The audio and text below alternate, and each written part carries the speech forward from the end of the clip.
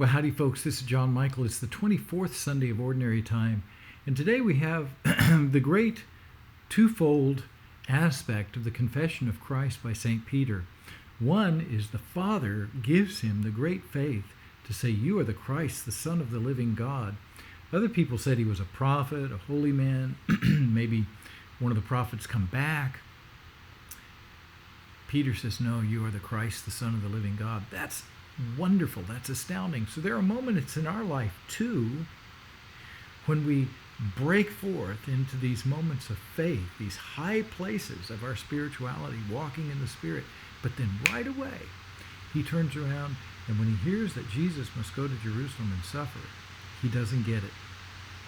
And he begins to argue, and Jesus turns and says, "You're thinking like people think. Get thee behind me, Satan.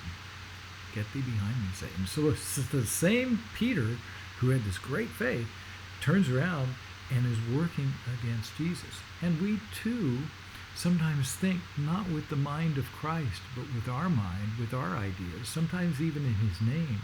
And he has to say to us, "Get behind me, John Michael. You're thinking as people think.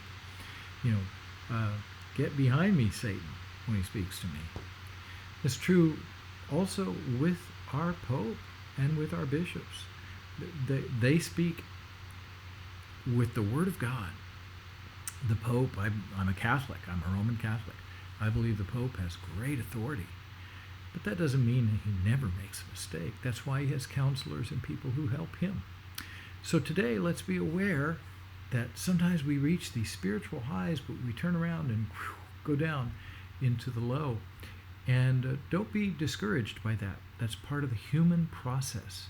And if we stay faithful through it, remember, your faith is only as strong as it is at its weakest link. It's not as strong as it is when you're experiencing the spiritual high. It's as strong as it is when you're in that low place. If you still cry out, "Lord, have mercy.